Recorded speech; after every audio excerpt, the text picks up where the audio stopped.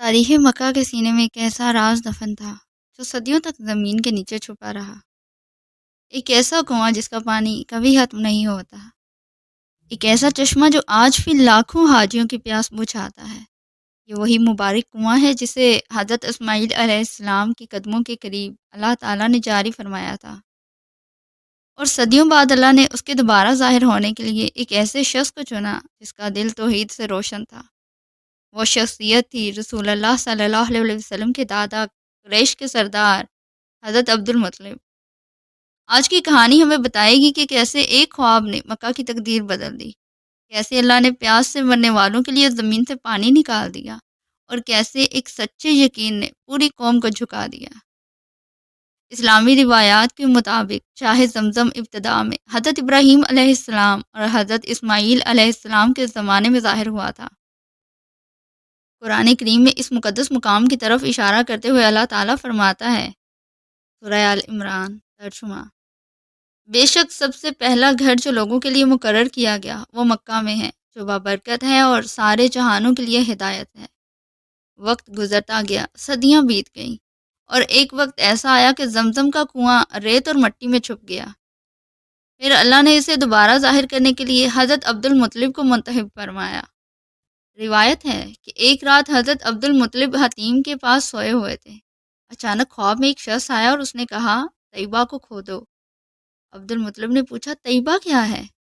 مگر وہ شخص بغیر جواب دیے چلا گیا۔ اگلے دن پھر وہی ہوا۔ اس مرتبہ خواب میں کہا گیا، برہ کو کھودو۔ عبد المطلب نے پوچھا، برہ کیا ہے؟ لیکن پھر کوئی جواب نہ ملا۔ تیسرے دن خواب میں کہا گیا، مظنونہ کو کھودو۔ عبد المطلب حیران تھے، یہ سب نام کس چیز کے ہیں؟ چوتھی رات وہی شخص آیا اور اس نے کہا، چاہے زمزم کو کھودو۔ عبد المطلب نے پوچھا، زمزم کیا ہے؟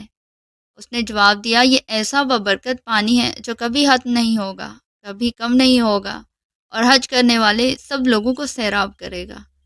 پھر اس نے جگہ کی نشانی بتائی، وہ جگہ جہاں لوگ قربانی کی علائشیں پھینکتے ہیں، چیونٹیوں کے بل کے پاس، اور جہاں ایک مخصوص کوا آ کر بیٹھتا ہے۔ یہ روایت سیرت ابن اسحاق اور ابن حشام میں ذکر ہوئی ہے۔ جب بار بار یہ خواب آیا تو حضرت عبد المطلب کو یقین ہو گیا کہ یہ اللہ کی طرف سے اشارہ ہے۔ صبح ہوتے ہی انہوں نے دال اٹھائی اور اپنے اکلوتے بیٹے حارث کو ساتھ لیا۔ وہ اس جگہ پہنچے جہاں صفا کے قریب اصاف اور نائلہ کے بتوں کے پاس قربانیوں کی علائشیں پڑی تھیں۔ انہوں نے کھدائی شروع کر دی۔ کچھ دیر بعد اچانک انہیں کنویں کے آثار نظر آئے۔ یہ دیکھ کر وہ بے اختیار پکار اٹھے، اللہ اکبر! جب قریش نے دیکھا کہ واقعی کنواں مل گیا ہے تو وہ جمع ہو گئے۔ انہوں نے کہا، عبد المطلب، یہ کنواں ہمارے باپ حضرت اسماعیل علیہ السلام کا ہے۔ جس طرح تمہارا حق ہے اسی طرح ہمارا بھی حق ہے۔ مگر عبد المطلب نے کہا، نہیں، یہ اللہ کی طرف سے مجھے خاص طور پر عطا کیا گیا ہے۔ یہ بات سن کر قریش ناراض ہو گئے اور کہنے لگے، یا تو ہمیں شریک کرو ورنہ ہم تم سے لڑائی کریں گے۔ اختلاف بڑھنے لگا تو عبد المطلب نے کہا، آؤ کسی کو حاکم بنا لیتے ہیں، وہ جو فیصلہ کرے گا ہم سب مان لیں گے۔ چنانچہ انہوں نے بنو سعد کی ایک معروف کاہنہ عورت کے پاس جانے کا فیصلہ کیا۔ قافلہ مکہ سے روانہ ہوا۔ سفر لمبا تھا، راستہ صحرا تھا، اور اچانک قافلے کا پانی ختم ہو گیا۔ پیاس اس قدر بڑھ گئی کہ سب کو موت قریب محسوس ہونے لگی۔ عبد المطلب نے اپنے مخالفین سے پانی مانگا مگر انہوں نے انکار کر دیا۔ اس وقت عبد المطلب نے اپنے ساتھیوں سے کہا، ہر شخص اپنے لیے ایک قبر کھود لے، اگر ہم میں سے کوئی مر جائے تو باقی لوگ اسے دفن کر دیں۔ سب نے گڑھے کھود لیے اور موت کا انتظار کرنے لگے۔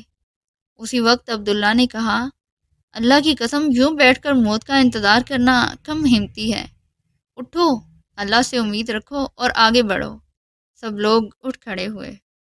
جیسے ہی عبد المطلب اپنی اونٹنی پر سوار ہوئے، اچانک اونٹنی کے پاؤں کے نیچے سے میٹھے پانی کا چشمہ پھوٹ پڑا۔ سب حیران رہ گئے۔ سب نے بلند آواز سے کہا، اللہ اکبر! سب نے خوب سیر ہو کر پانی پیا اور اپنے مشکیزے بھر لیے۔ حیرت کی بات یہ تھی کہ جن لوگوں نے عبد المطلب کو پانی دینے سے انکار کیا تھا، عبد المطلب نے انہی سے کہا، آؤ تم بھی پانی پی لو اور اپنے مشکیزے بھر لو۔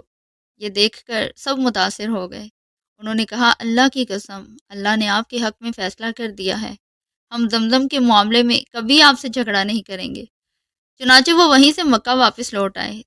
بعد میں جب زمزم ظاہر ہوا تو اس کے بارے میں رسول اللہ صلی اللہ علیہ وسلم نے فرمایا، زمزم کا پانی جس نیت سے پیا جائے اسی کے لیے فائدہ دیتا ہے، سنن ابن ماجہ۔ اور ایک اور حدیث میں فرمایا، یہ بابرکت پانی ہے اور کھانے کا کام بھی دیتا ہے، صحیح مسلم۔ یہ واقعہ ہمیں ایک عظیم سبق دیتا ہے، اللہ جب کسی کو عزت دینا چاہے تو پوری دنیا بھی اسے روک نہیں سکتی۔ حضرت عبد المطلب کے پاس نہ فوج تھی نہ دولت، مگر ان کے پاس یقین تھا، اور یقین وہ طاقت ہے جو زمین سے پانی نکال سکتی ہے۔ آج بھی دنیا بھر کے لاکھوں مسلمان مکہ آتے ہیں اور وہی زمزم پیتے ہیں جو اللہ نے اپنے گھر کے پاس جاری فرمایا تھا، اور یہ کنواں آج بھی گواہی دیتا ہے کہ اللہ کی رحمت کبھی ختم نہیں ہوتی۔